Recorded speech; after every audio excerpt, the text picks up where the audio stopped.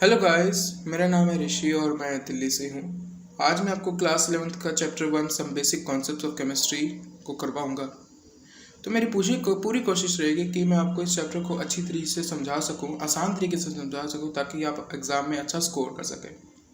तो चलिए शुरू करते हैं। तो चैप्टर की शुरुआत करने से पहले हमें ये देखना पड़ेगा कि हम इस चैप्टर में पढ़ेंगे क्या क्या। तो हम पढ़ेंगे इम्पोर्टेंस ऑफ केमिस्ट्री सबसे पहले, कि केमिस्ट्री की इतनी इम्पोर्टेंस हमारी लाइफ में क्यों है। क्या केमिस्ट्री के बिना हम किसी दूसरी फील्ड को जान सकते हैं, इसके बारे में स्टडी कर सकते हैं। और हम सेकंड टॉपिक यह पढ़ेंगे कि मैटर के क्लासिफिकेशन कौन कौन से हैं। तो देखते हैं क्या है। तो केमिस्ट्री को समझने से पहले हमें यह जानना होगा कि साइंस क्या है। साइंस एक सिस्टमाइज्ड नॉलेज है जो कि ऑब्जर्वेशन, एक्सपेरिमेंटेशन एंड रीजनिंग के ऊपर बेस्ड होती है। मीन्स अगर हमें किसी चीज़ को समझना है तो सबसे पहले हम उसको करेंगे, मतलब कि उसका एक्सपेरिमेंट करेंगे, फिर उसको ऑब्जर्व करेंगे, फिर उसका रीज़न निकालेंगे कि ऐसा क्यों हुआ, और जो आखिर में हमारे पास थ्योरी आएगी वो एक सिस्टमाइज्ड नॉलेज होगी और उसी को हम साइंस कहते हैं। साइंस लैटिन वर्ड से आया है जिसका नाम है साइंशिया। ठीक है, मतलब टू नो, मतलब कि किसी बारे में जानना, किसी चीज़ के बारे में जानना। साइंशिया का मतलब है किसी चीज़ के बारे में जानना। तो चलिए देखते हैं अब केमिस्ट्री की हमारी लाइफ में क्या इंपॉर्टेंस है। तो केमिस्ट्री की हमारी लाइफ में ये इंपॉर्टेंस है कि ये सबसे ज़्यादा पुरानी एक ब्रांच है साइंस की। साइंस में हमारी 13 ब्रांचेज है, जिसमें यह एक पार्ट है, यह एक ब्रांच है। 13 ब्रांचेस में यह एक ब्रांच है। हम जहाँ तक 3 ब्रांचेस के बारे में जानते हैं, फिजिक्स, बायोलॉजी, केमिस्ट्री।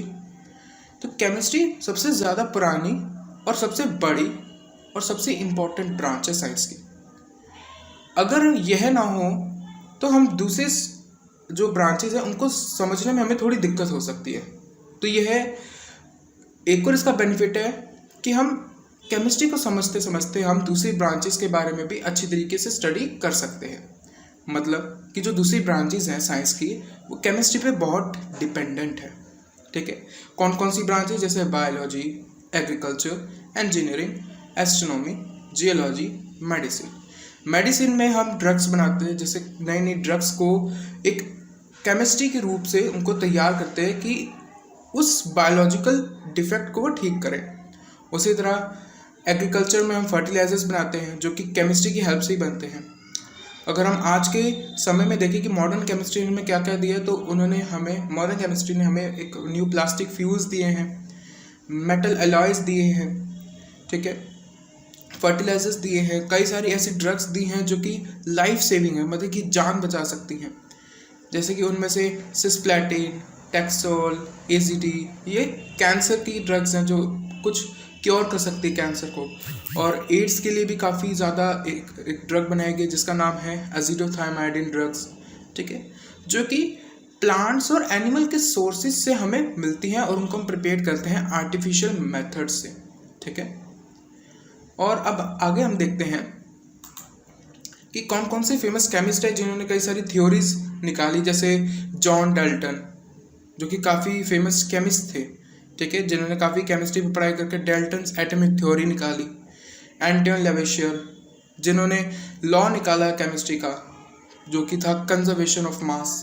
और भी कई सारी, एल्फ्रेड लॉबर ने भी कई सारी खोज करी, उन्होंने कई सारे लॉज निकाले।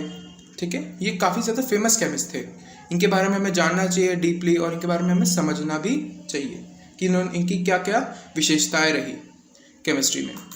अगर हम देखें, अब हम शुरू करते हैं कि क्लासिफिकेशन मैटर, मतलब कि मैटर की क्लासिफिकेशन क्या है। मैटर की क्लासिफिकेशन पढ़ने से पहले हमें यह जानना होगा कि मैटर क्या है। मैटर की डेफिनेशन यह है कि anything that has mass and occupies space is called matter. Simple definition, कि कोई भी ऑब्जेक्ट जिसके पास मास है और वो स्पेस ऑक्यूपाई करता है इस अर्थ पर या फिर कहीं पर भी, वो मैटर होगा। ठीक है, मैटर कई सारे छोटे छोटे पार्टिकल से बनता है, एटम्स, जिनको हम कहते हैं एटम्स। ठीक है, अब मैं कुछ एग्जांपल देता हूँ, जैसे कि टेबल, चेयर। अगर हम साइंस के एग्जांपल दें तो आइस एक मैटर हो गया, लिक्विड मैटर हो गया, वाटर मैटर हो गया। ठीक है, क्योंकि जो वो भी अपनी जगह घेरते हैं। गैस भी अपनी जगह घेरते हैं। क्या, अब मैं एक क्वेश्चन पूछता हूँ, क्या हम परफ्यूम लगाते हैं जो, क्या वो एक मैटर है परफ्यूम? यस। अब क्यों है, चलिए देखते हैं।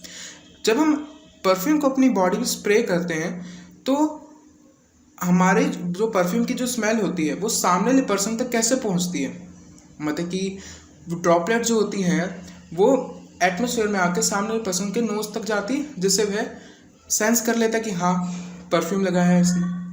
तो यही मैटर की खासियत है कि अगर उसके पास कोई मास ना हो, ऑक्यूपाई स्पेस ना कर रहा हो, तो वो स्मेल कैसे फैल रही है। तो हमें दिखती नहीं है जो परफ्यूम की ड्रॉपलेट्स होती है, लेकिन वह अगर माइक्रोस्कोप से देखें तो उनका भी एक मास है, मतलब कि लगता है कि हाँ उनका एक मास है और वह स्पेस घेरती है हमारी बॉडी पे, तभी तो वह सामने को उसकी सुगंध आ रही है। 3 स्टेट्स होते हैं मैटर के, सॉलिड, लिक्विड एंड गैस। ठीक है, सॉलिड में आ गया आइस, कैंडल, ठीक है। लिक्विड में आ गया आपका वाटर, सॉफ्ट ड्रिंक्स। गैसेस में आ गया आपके CO2, NO2, O2, बहुत कुछ, मीथेन, इथेन। ठीक है, चलिए अब देखते हैं सॉलिड, लिक्विड और गैस के बारे में जानते हैं कि डीपली कि इनका मतलब क्या है। तो सॉलिड क्या है? सॉलिड क्या है? The particles are held very close to each other in an orderly fashion and there is no much freedom of movement. ठीक है, हम बचपन से पढ़ते आ रहे हैं सॉलिड में जो भी एटम्स के पार्टिकल्स होते हैं, मतलब एटम्स जो होते हैं वो बहुत ही टाइटली एक दूसरे के साथ चिपके होते हैं, जिससे इतनी फ्रीडम नहीं होती, मतलब इतनी ज़्यादा स्पेस नहीं होता है कि वह मूव कर सकें, इसलिए वह उनका डेफिनेट शेप होता है और डेफिनेट वॉल्यूम, ये इनकी कैरेक्टरिस्टिक्स है, जैसे आप देख सकते हैं। ठीक है, लिक्विड क्या है? In liquid the particles are close to each other but can move around when we have design ideas, will show them to your right there. ठीक है, तो लिक्विड क्या है? जो मतलब कि उसमें जो पार्टिकल्स होते हैं वो ज़्यादा दूर होते हैं, ज़्यादा दूर नहीं होते हैं और ना ज़्यादा पास होते हैं। ठीक है, मतलब चिपके भी नहीं होते ना ज़्यादा दूर होते हैं, लेकिन उनके पास स्पेस होता है इधर उधर घूमने का, जिसके कारण उनका डेफिनेट शेप तो नहीं होता लेकिन डेफिनेट वॉल्यूम ज़रूर होता है। जैसे कि फॉर एग्जांपल डेफिनेट वॉल्यूम कैसे हो सकता है? सपोज करो मेरे पास 1 लीटर की बॉटल है, उस 1 लीटर की बॉटल में मैंने पेट्रोल भर रखा है, उस 1 लीटर की बॉटल को मैं अगर गाड़ी के टैंक में डालूंगा तो कितना जाएगा? 1 लीटर ही जाएगा, जिससे हमें पता चलता है वो डेफिनेट वॉल्यूम है, डेफिनेट शेप नहीं है। कि 1 लीटर की बॉटल में अगर मान लो बॉटल जो है रेक्टेंगुलर शेप की है, तो उस रेक्टेंगुलर शेप की बॉटल अगर मैं टैंक में डालूंगा तो वो तो ओवल शेप में होगी, तो ओवल शेप का ले लेगा शेप। इसलिए गैसेस में क्या होता है? In gases the particles are far apart as compare to those present in solid और liquid, their movement is easy and fast. Gases में जो भी पार्टिकल्स होते हैं बहुत ही दूर दूर होते हैं, जिनके पास बहुत ज़्यादा उनके पास स्पेस होता है मूवमेंट के लिए, इसलिए काफ़ी ज़्यादा वह इधर उधर घूमते रहते हैं। ठीक है, तभी आपने देखा होगा कि अगर हम स्प्रे करते हैं परफ्यूम, जो रूम फ्रेशनर आते हैं, उनको अगर हम कमरे के एक कोने में भी करेंगे तो हर कोने पे वो स्मेल चली जाएगी। अब गैसेस के कैरेक्टरिस्टिक्स कौन कौन से हैं? गैसेस का ना कोई डेफिनेट वॉल्यूम होता है ना डेफिनेट शेप होता है। अब CNG की गैस है, अब एग्जांपल ले रहे हैं, देखिए CNG की गैस, अब उसको लीटर में नहीं गिनते, उसको हम किलो में गिनते हैं। क्यों गिनते हैं? क्योंकि अगर हम उसको मान लो मैंने बोला कि मेरे को 20 लीटर की गैस दे दो CNG, ठीक है, तो 20 लीटर की गैस तो मेरे 2 लीटर की बॉटल में भी आ जाएगी।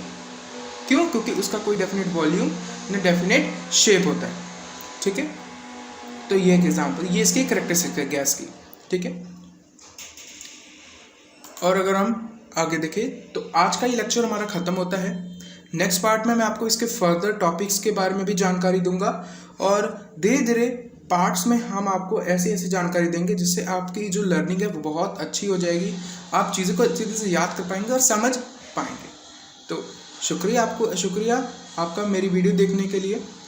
अगर आपको हमारी वीडियो में कुछ भी ऐसा लगा हो जो आपके फ़ायदेमंद हो, मतलब कि आपको नॉलेज मिली हो काफ़ी, तो हमारे चैनल को सब्सक्राइब कीजिए, हमारी वीडियो को लाइक कीजिए। Thank you guys.